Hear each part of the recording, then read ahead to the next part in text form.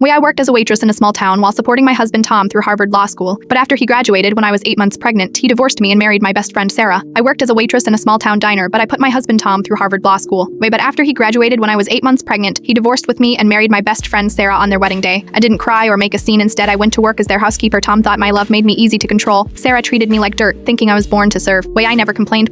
I just prepared a surprise for them, but when their daughter was admitted to Harvard, they opened the surprise and went crazy. It was nearly dinner time when Sarah came to inspect the kitchen where I was preparing her family's meal. I had been their housekeeper for 8 years now, ever since she married Tom minus my ex-husband.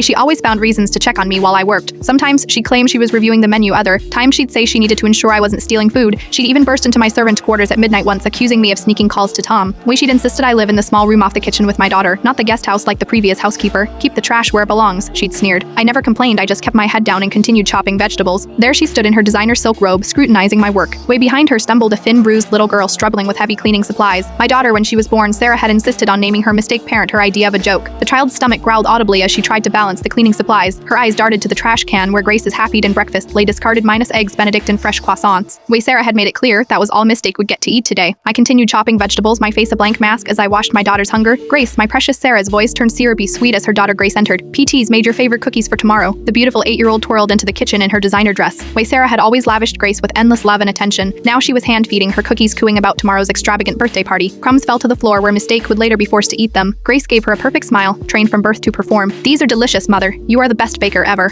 Can we have a pony at the party? Sarah preened at the praise, stroking Grace's hair. Of course, my love. Anything for you. That's my angels. Ugh, that worthless bastard, she spat, glaring at my daughter. Just like her whore mother and you. She turned on me, voice dripping venom. Those vegetables are wrong. Way too thick, like your stupid head. Do them again, you worthless slut. I silently started over each cut, precise and careful. My eyes remained fixed on the cutting board as Sarah forced Mistake to gather Grace's discarded cookie crumbs from the floor with her mouth. I don't know why Tom let you stay, though I suppose even a whore can clean toilets. Her voice turned sugary again, the switch instant and jarring. Grace, darling, let's plan your party, only the finest for my perfect little princess. Should we hire the royal ballet to perform? Suddenly, Sarah's eyes narrowed at my daughter, who had dropped some cleaning supplies. Can't even carry supplies right, probably as stupid as your mother. This is what happens when trash breeds, she told Grace. That's why Daddy was smart enough to leave her for me. With that, Sarah shoved my daughter hard against the marble counter edge. There was a sickening thud as her head hit the corner. I watched through dead eyes, my knife never pausing in its rhythm against the cutting board. Each slice precise, mechanical, like counting down the years.